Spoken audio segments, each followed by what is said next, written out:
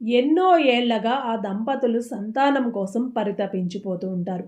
కొన్ని రోజులకి వాళ్ళ పూజలు ఫలించి ఆమె గర్భవతి అవుతుంది. పుట్టబోయే బిడ్డ కోసం ఇరువురు వేయి కళ్ళతో ఎదురు చూస్తూ ఉంటారు.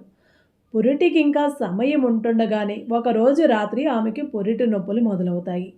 భర్త ఆమెను మంత్రసాని దగ్గరికి తీసుకువెళ్తూ ఉంటాడు. మార్గం మధ్యలోనే ఆమెకు పురిటి నొప్పులు ఎక్కువయ్యి ప్రసవమవుతుంది. పుట్టిన బిడ్డకి ఎలాంటి చలనం లేకపోవడంతో తల్లిదండ్రులిద్దరూ రోదిస్తారు. తల్లి ఆ బిడ్డను చేతుల్లోకి తీసుకొని రోదిస్తుంటే ఆ రోదనకి ప్రకృతి కూడా స్తంభించిపోతుంది. కొంతసేపటికి ఆమె స్పృహ కోల్పోతుంది. భర్త ఆ బిడ్డను అక్కడున్న ఒక బండరాయిపై ఉంచి భార్యకు సపర్యలు చేస్తూ ఉండగా ఓ కుక్క అమాంతంగా వచ్చి బిడ్డను తన నోట కరుచుకుంటుంది. ఆ తండ్రి బిడ్డను రక్షించుకోవడానికి ఆ కుక్కపై రాయి విసిరే ప్రయత్నం చేస్తాడు.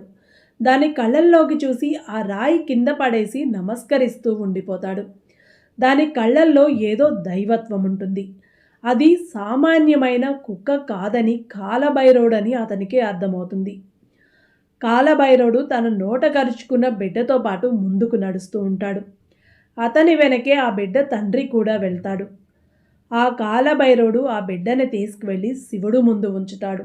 అప్పుడు ఆ శివలింగం నుంచి మెరుపు లాంటి శక్తి ప్రకాశిస్తుంది. శివుడికి అభిషేకం చేస్తున్నట్టుగా ఆకాశం నుంచి చినుకులు రాలుతూ ఉంటాయి. మరోపక్క స్పృహలోకి వచ్చిన తల్లి బిడ్డ కనిపించకపోవడంతో బిడ్డ కోసం అల్లాడిపోతూ చుట్టూ వెతుకుతూ ఉంటుంది. శివుడి నుంచి ఉద్భవించిన కాంతి బిడ్డను తాకగానే బిడ్డకి ప్రాణం వస్తుంది.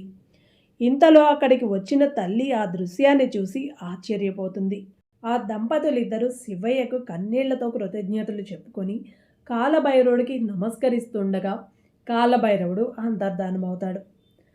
సంతోషంగా తమ బిడ్డను గుండెలకు హత్తుకొని ఇంటికి చేరుకుంటారు ఆ దంపతులు. ఆ బాబుకి భైరవ అని పేరు పెట్టుకుంటారు. కొంతకాలానికి భైరవకి 10 ఏళ్ళు వస్తాయి. ఒకరోజు అతనికి ఒక భయంకరమైన కల వస్తుంది. మళ్ళీ భైరవాని కాలభైరవుడు ఎందుకు కలవాల్సి వచ్చింది? త్వరలోనే పార్ట్ 2 స్టోరీని అప్లోడ్ చేస్తాను. స్టోరీ నచ్చితే తప్పకుండా ఒక లైక్ చేయండి. స్టోరీపై మీ అభిప్రాయాన్ని కామెంట్ చేయండి. Please subscribe my channel. Thank you my friends.